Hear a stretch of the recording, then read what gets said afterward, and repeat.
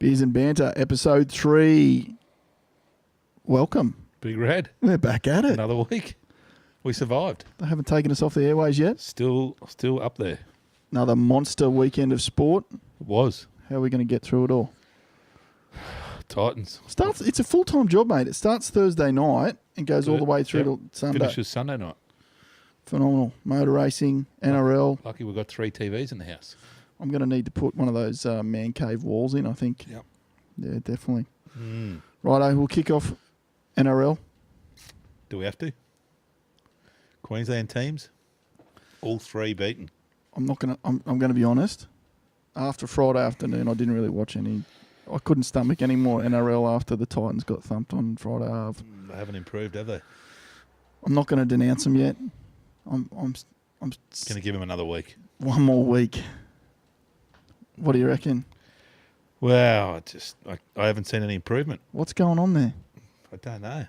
Coach? Big Mal was supposed to bring some sort of winning culture. Mal promised results. The roster is the best one I've seen. Roster's good. We had both halves back this week. Maybe a little bit clunky. First game together. Another confession. I had a few beers at the surfing on Friday. Very clunky then. Yeah. So I can't say that I deeply analysed the game other than every time I looked at it, we were dropping the ball. And we weren't scoring points. Too many mistakes. Yeah, look, it's like you say, maybe give them one more week. What I hate is a rumour mill kicks straight in. So as soon as that happens, it's the first time in history the Titans have gone 4-0 to start a season. I think it's actually the first time they've ever lost 4 in a row at any point in the season. So straight off the bat, all the knockers want to go. Garth Brennan gone, bring in Kevy. Well, how good would that be? Is that the play, though? Well, Mao and Kevy are pretty close. If anyone can bring Kevy to the club, maybe Mao can do it. I think if the Broncos hadn't have shafted Kevy and had been up front with him, we'd have Kevy now. That's my hot tip. I wanted Kevy at the time, but I feel like we've got Garth. They've extended his contract. Let's not spend the next 9 months speculating whether or not the coach is staying. No, I mean, Garth came with a big rap. He'd obviously produced results at other clubs. Maybe we need to give him a little bit longer. Either stop the talk or sack him tomorrow. Bring in Kevy. At the moment, there's still time. Don't wait till we're not a chance of making the 8 and then go, do you know what, the coach... Maybe you could take the job. I'm busy, mate. This podcast has taken up a lot of time. And I've got a day job, would you believe? Oh, you do? Yeah. Anyway, that's enough on the Titans. Stick with them, Titans fans. Don't be with fair weather supporters. Yeah. It'll turn around. It'll turn around. Or it won't. Or it won't. Do you know what? It was history making. That's the first time since we've had three Queensland teams back in the comp. It's the first time that all 3 have lost on consecutive weekends. Is that right? Which is not really a record. I mean, the Cowboys don't look that good either. I think they're in a bit of pain post JT. Yeah, struggling. Still a bit of hype around the Broncos. I think they'll turn it around, but... Broncos are imploding. Gone. So Tallis scathing on commercial radio today, said it's not the club that he played at. They all walk around town like they own the joint. And when you look a little bit deeper, something that you might be able to shed a little bit of light on, you've been in that player manager world in a previous life. So what Gordy's saying is that 18 of the players on the 30-man roster, including as well as the coach, all have the same player manager. To me, that spells trouble. When it comes to contract negotiation, when it comes to towing the line, I can 100% understand what Gordy's saying there, that player manager is running the club right now. Well, he's pulling the strings. It is a massive number, isn't it? 18 of 30. And obviously player managers, as much as they want to look after the player, they also it's their income, it's their job. They want to look after themselves 100%. As well.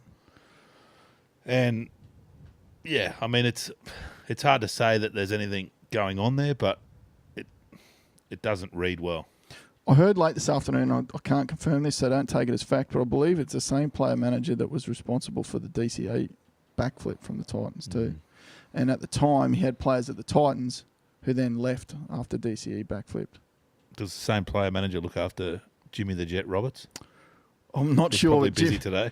Jimmy's in some trouble. Well, not really, because the Broncos are just sweeping that under the rug. It's just normal Saturday night in Brisbane, isn't it? Doesn't that tell you that there's something wrong with the culture?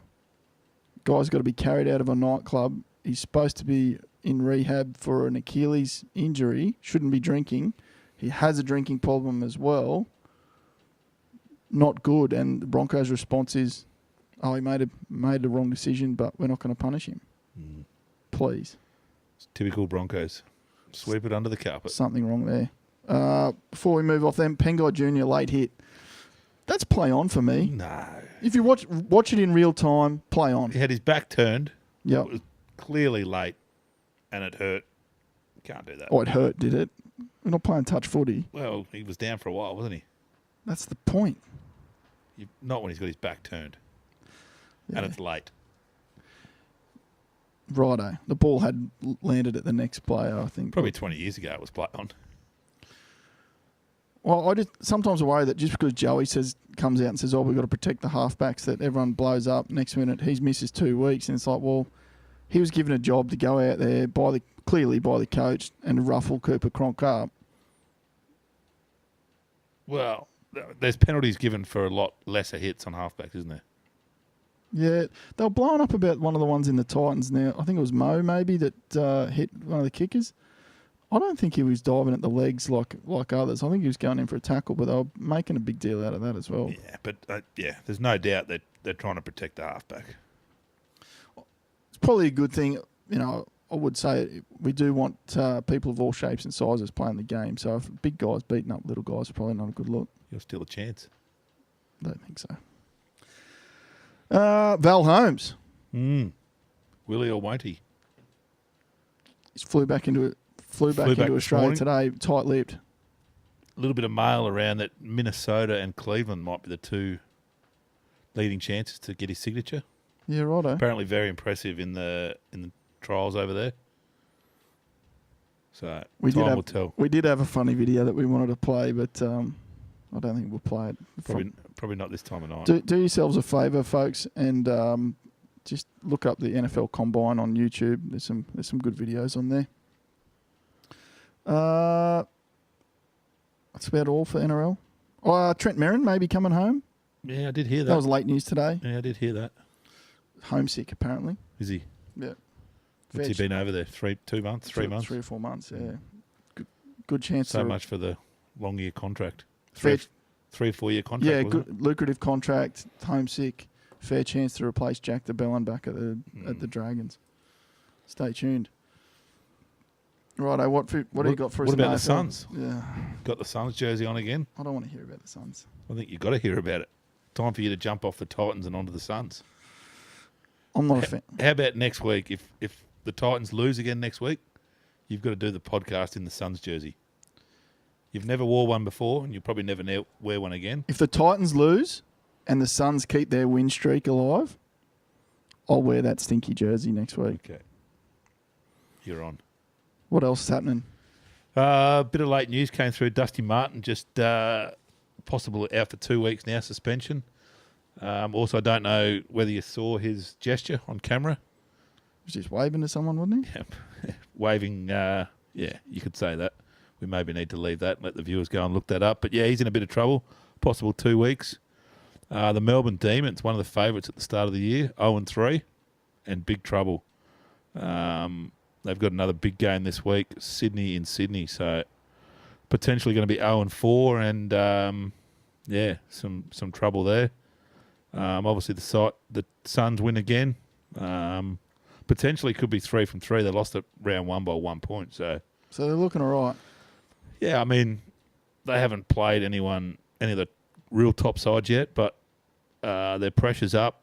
They're tackling hard, and yeah, they definitely look like they've improved on last year. So this is the bit that hurts from me as a rugby league diehard, is that there's a lot of people not like me and they're not necessarily in either camp. They're not AFL supporters. They're not rugby league supporters. They just like taking their kids out to an event.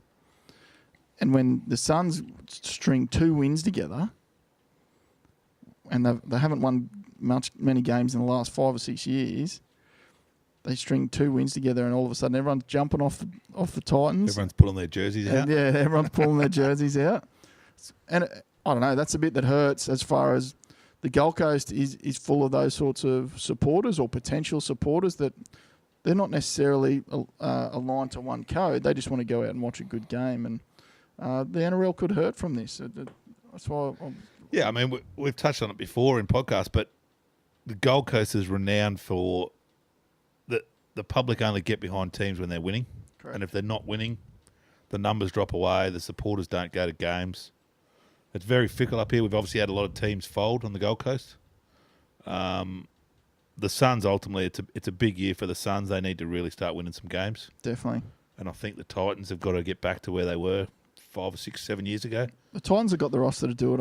I just hope they turn around. I hope people turn out. We've got a home game this week against the Panthers, I think. Yep. That's winnable.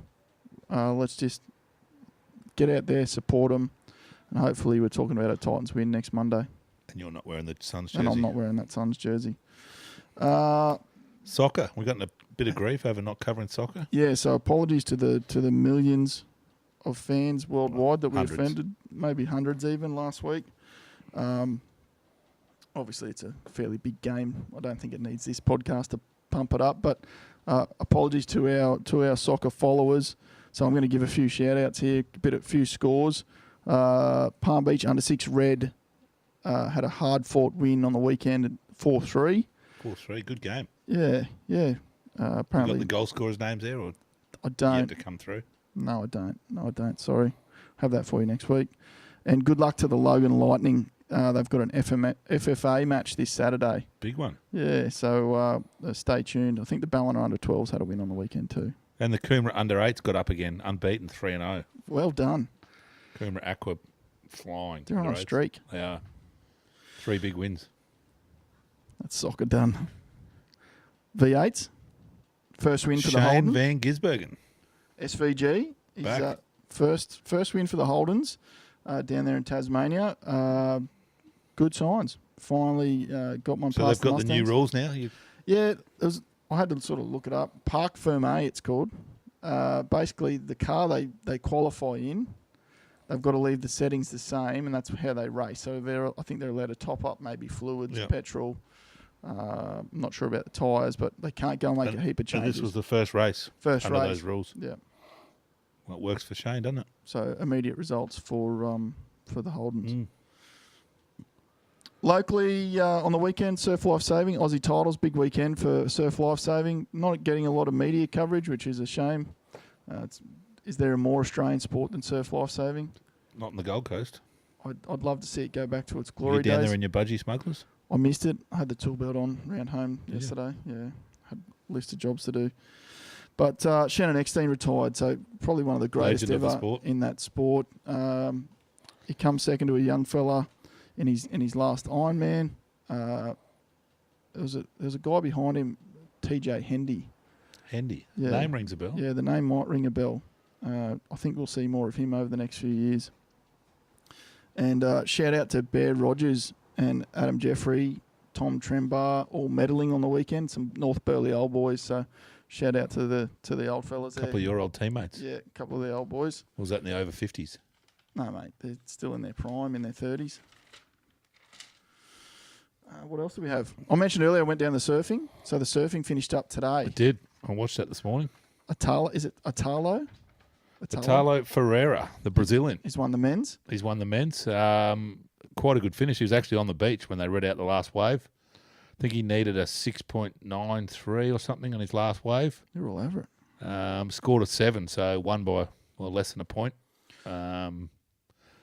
Maybe debatable whether it was worth a 7, but that's what the judges gave, and he got home. So a pretty good final. It was actually the same in the women. The women final, they were on the beach as well when the final wave was read out. So Final score. So I'm really interested in the women's surfing at the moment. We had Caroline Marks winning her first ever CT event, but it was history making because it's the first time that a woman has received equal pay for winning the event. So, mark the day. I think that's a really good thing, and it probably provokes another question when we see other sports or other athletes pushing for equal pay in sport. I think surfing could break down some barriers. You know, if you use like women's tennis as an example, Serena Williams would probably get beaten by the top 40 men's players globally. But potentially, I know there's still, certain elements of power in the surfing world, but really style and technique. And is surfing the sport where maybe we could see a woman competing against the men? Maybe it could be. Maybe it could be a pioneer. I mean, you look at tennis and against surfing. I mean, the guys and the girls are in the wave out in the ocean together all day, every day. Girls don't traditionally play tennis against men. Yeah. Maybe surfing could be the sport that does it. And it's a mixed tournament. It's a sport that's judged too, though, right? So it's not like they're hitting a ball backwards and forwards to each other. It's all they're getting judged on how they ride the wave. So yeah, I think that'd be pretty cool. Maybe something there for you. Watch this space. Quick one, IPL. Haven't seen a lot there other than Smith has 73 not out in his latest game. Got to be close to a recall. Well, whether it's a recall or just keeping the team on its toes, it's still good signs. Is he back eligible again now?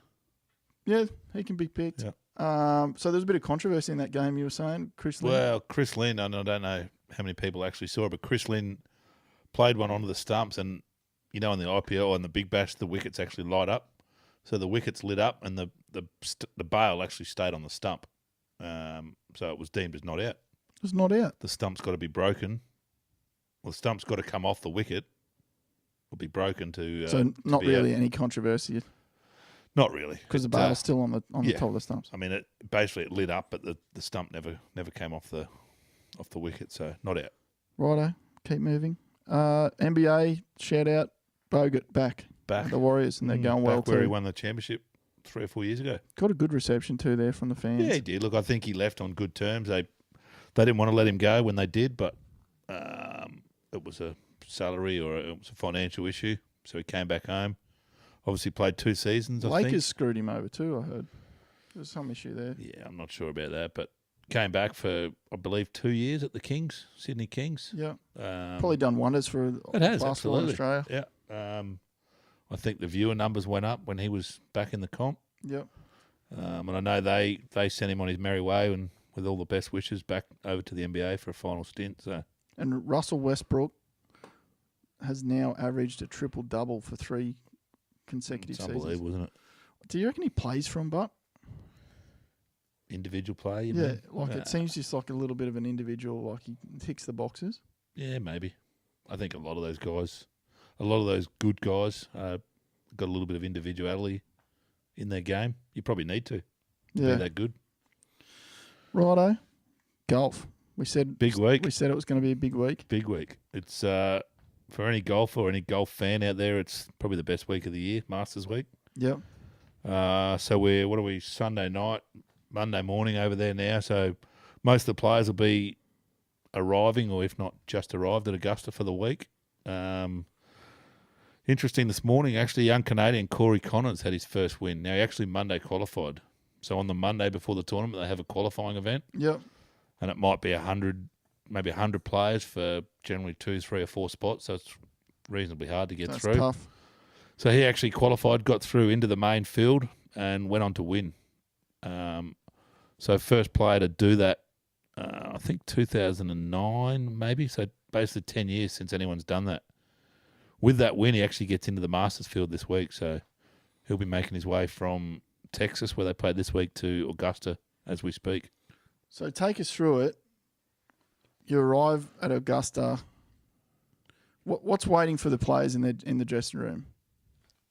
So look, they get pretty well looked after, obviously, this week. It's invitation only, so they'll all arrive. They'll have lockers. They'll have gifts in their lockers. They'll have events during the week. It's a big deal. All the amateurs actually stay above the clubhouse in their own cabin, which is a bit of a tradition. So the 5 or 6 amateurs in the field get to stay in the clubhouse. That's pretty cool. They have a champions dinner on the Tuesday night. So all the champions that have ever won the Masters get to come along to this dinner. What are they eating? Palmy? Chicken palmy? I don't know if it's chicken palmy. Look, it's hosted by the previous year's winner. So Patrick Reed, last year's winner, will host the championships dinner on Tuesday night. Yep. And obviously pretty much anyone that's still alive and able to travel will Yep. be there. So even the legends that are not playing anymore still come along to the dinner for the week. So it's a big deal. And then obviously Thursday morning we're into it for the first round. So, which is Friday our time. Look, there's no better golf tournament. There's no better place to play for a player. And as a spectator or a lover of the game, there's no better place to go and watch. Have you played the course? Haven't played the course. I've been there. I was there in 2014, the year after Adam Scott won in 2013.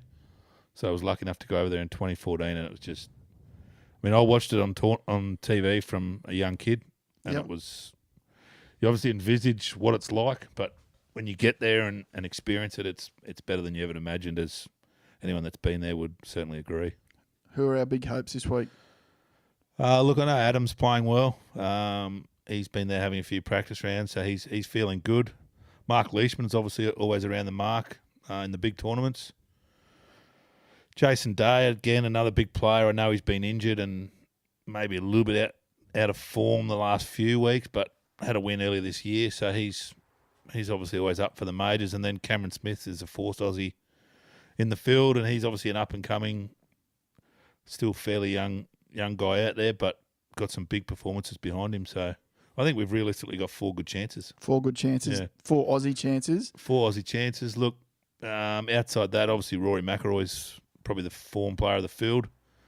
Now, he's won everything but the Masters, so that, for him, the Grand Slam of golf, the only missing piece is the Masters. So no doubt he'll want to add that to his resume. Dustin Johnson, obviously having a great year. Rory, Jordan Spieth, sorry. Jordan Spieth's been a little bit quiet, but he actually played better this week. Yep. Always performs well at Augusta, so hard to write him off. What about Tiger? Tiger seems to know his way around the course all right. I think he's won it 5 times, so knows how to get it around. Be great to see him at a 6th Masters. Yep. He's obviously fit and healthy now, and he's played some pretty good golf the last 6 to 12 months, so you'd be game in to write him off. What about Donald Trump? They reckon he's I don't won think he's 18. playing. He's won 18 club championships, he reckons. He did own the golf courses on which he won those club championships. Yeah, might have given himself the club championship. Well, so the story goes, he wasn't even present on the day that the club championships played, but he played golf in another location and got the caddies to call his score through. Wow. And declared himself I guess the winner. When you're president of the United States and you own the golf courses, you can probably get away with it. Did you play with any prolific cheaters, like any anyone you No, might but- dub Pele on the golf course? No, I didn't, but you probably should have cheated to help your game. That was about your only hope. Hey, last time we played, who won?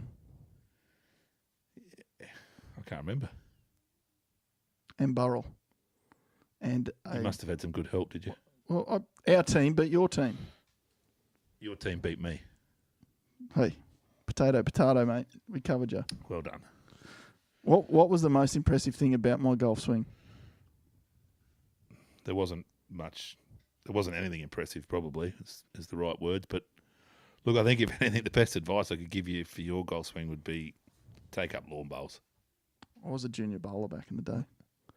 What do you got for us, Timmy? I thought, I did hear you once cover this off, that you said the most impressive thing, this is quoting you, was the fact that he actually made contact with the ball. That was the most surprising thing. That was a big surprise. Okay, sorry, got it mixed up there. No, he's got a bit of ability in there. Can't hear. There's not many sports that he's not good at. Just For- ask him. I play golf 2 to 3 times a year, mate. So I think it's pretty It's impressive. probably 2 times too many. Righto. Anyway, moving on. What about shout out to Stone and Wood, little brewery, Stone and Wood. an hour down the road I need another one. for the beers tonight. Cheers. Still open to sponsorship, Stone and Wood. So This is a freebie, Stone and Wood. We'll give you this one for free, but if you want to be on the pod again, Yep. you're going to have to start sending some cartons. yeah, because we're out. So cheers. What else in the world of sport? Maybe just one correction from last week. Yeah, how did Winks run on the I went weekend? off. It's still unbeaten. Still unbeaten. Still unbeaten. You're a peanut. I went off early again. Didn't even run. Yeah, back in this week in the Queen Elizabeth for its last race. So,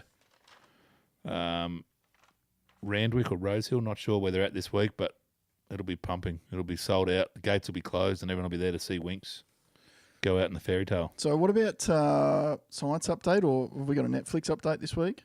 I watched a good doco on the weekend. What was that? Tesla. So Nikola not Tesla. so not about Elon Musk, about the Not actual, about Flat Earth this week. No flat Earth. We're denouncing flat Earth. We had a bit of feedback through the week. Rest assured, viewers at home, we are round Earth shills. Sure. We're round Earthers on this show. But no, Tesla. It was all about his quest for free wireless electricity. It was really good. We could use that now. If I he got my was, bill the other day. I could definitely use his Tesla tower. yeah, That so never took off. it's a fair way from Long Island to here, but I could see what he was trying to achieve there. Yeah. If he had been a bit more commercially savvy with some of his inventions, but he maybe Not a businessman. He was an ideas Our man. He was viewer an numbers idea. have just nosedived, by the way. oh, stop it. It was better. There was a Tony Robbins documentary that followed straight after it. Big hands, big feet, big. Who Big dick knows? energy. Who knows Yeah. what else he's got this big? Could be anything. You know what they Personality. say? Big. You know what they say about bloke with big hands, big gloves. Well, that just about wraps us up. Want to just give you a plug to Les Sherrington. He's coming out of retirement, fighting at the Melbourne Pavilion this Friday night against Michael Pretty Boy Zarafa. I heard he makes a good coffee. Yeah, hope he does well. Good luck, lock and load. We had a bit of feedback. People want to know when the show's going live. Not yet, but send in all your comments, send your questions into Twitter, Facebook, or Instagram at Beers and Banter or at Beers and Banter. And that's about it. Thanks for all the love. Thanks, Red. Cheers.